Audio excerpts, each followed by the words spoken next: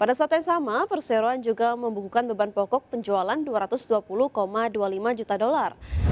Indeks harga saham gabungan atau ISG tutup menguat 0,20% di level 7.952,88 di akhir perdagangan Kamis. Capaian di akhir perdagangan Kamis merupakan rekor penutupan tertinggi sepanjang masa.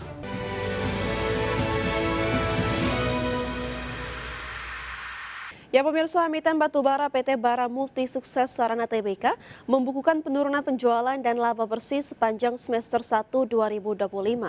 Berdasarkan laporan keuangan, penjualan perseroan turun 32,35% year on year menjadi 326,38 juta dolar Amerika Serikat sepanjang Januari hingga Juni 2025.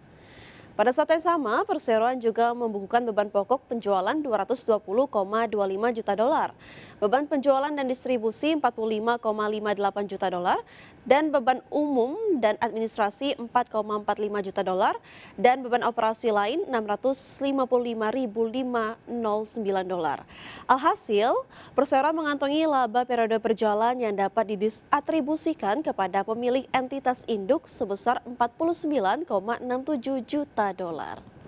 Ya, jumlah tersebut merosot 38,18% secara tahunan dari laba bersih senilai 80,35 juta dolar Amerika pada semester pertama di 2024. Adapun pada akhir paruh pertama tahun ini, perseroan mengantongi total aset di 419,45 juta dolar Amerika. Sementara itu total liabilitas perseroan di 125,73 juta dolar Amerika dan total ekuitas di 293,71 juta dolar per 30 Juni 2025. Terima kasih untuk Anda yang masih bergabung bersama dengan kami dan masih di Market Buzz pemirsa. Sebelum kita review perdagangan di perdagangan kemarin dan proyeksi untuk perdagangan hari ini, kami punya beberapa informasi yang berhasil dihimpun oleh tim redaksi kami. Di mana pemirsa indeks harga saham gabungan atau ISG ditutup menguat terbatas di perdagangan Kamis usai menembus level intraday tertinggi di sepanjang masa. Penguatan indeks harga saham gabungan ditopang saham konglomerasi DCI dan DSSA yang kompak menguat dan menembus level new all-time high.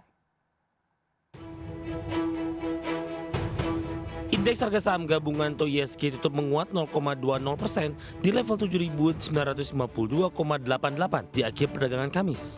Capaian di akhir perdagangan Kamis merupakan rekor penutupan tertinggi sepanjang masa, mengalahkan rekor sebelumnya dicatatkan di perdagangan Rabu pekan lalu. Sementara itu ISG juga berhasil mencatat rekor intraday tertinggi sepanjang masa di 8.022,76.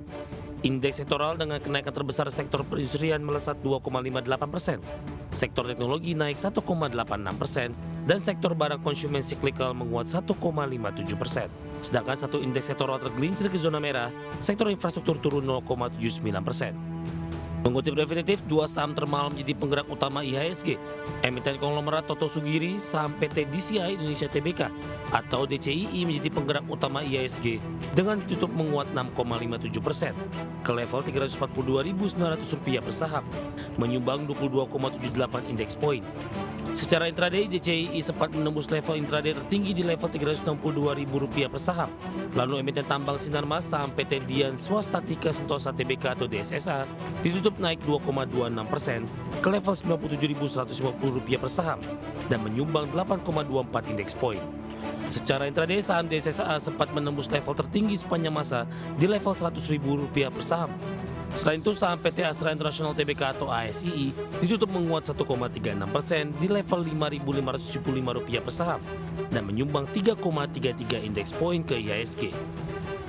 Pelaku pasar kini menanti rilis data Personal Consumption Expenditures Price Index Amerika Jumat waktu setempat. Data ini merupakan indikator inflasi favorit The Fed. Data ini dinilai krusial untuk mengonfirmasi apakah The Fed akan melonggarkan kebijakan moneternya di pertemuan 16 hingga 17 September. Survei Reuters memperkirakan indeks harga PCE naik 2,6% secara tahunan di Juli, sejalan dengan angka bulan sebelumnya. Terkait proyeksi ini berdasarkan Fed Watch Tool CME Group, pasar memperkirakan peluang lebih dari 88% The Fed akan menurunkan suku bunga sebesar 25 basis poin bulan depan. Dari berbagai sumber untuk ADX Channel. Terima kasih untuk Anda yang masih bergabung bersama dengan kami. Vina, kita lanjutkan kembali. Tadi isu dari makro sudah, kemudian teknikal juga sudah. Nah, kita akan lihat nih perkembangan beberapa emiten dan mungkin saja bisa menjadi acuan di perdagangan hari ini. Ya, benar sekali David. Ya, PT Kawasan Industri Jababeka Tbk atau KIJA akan menjual kembali sisa saham treasury hasil pembelian kembali alias buyback. Jumlahnya sebanyak 262,5 juta saham. Ya, KIJA melakukan buyback saham sejumlah 292,5 juta saham pada 18 Maret 2020 hingga 17 Juni 2020. Ya, pada 10 sampai 13 Juli 2025, perseroan telah mengalihkan sebagian saham treasury tersebut sebanyak 30 juta saham. KIJA pun berencana untuk mengalihkan sisa saham treasury sebanyak-banyaknya 262,5 juta saham tersebut dengan cara dijual di Bursa Efek Indonesia. Ya, rencana ini dilakukan mengingat masa refloat atas buyback saham perseroan akan berakhir pada 20 Juli 2026 berdasarkan POJK 13 tahun 2023. Manajemen KIJA mengatakan waktu pelaksanaan penjualan saham adalah pada 10 September 2025 hingga 20 Juli 2026.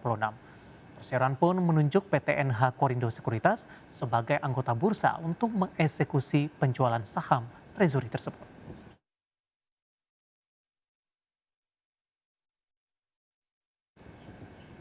Pemirsa, Bursa Efek Indonesia menghentikan perdagangan saham PT Humpus Maritim Internasional Tbk atau HUMI. Ya, penghentian ini terjadi di tengah proses delisting sukarela induk usahanya.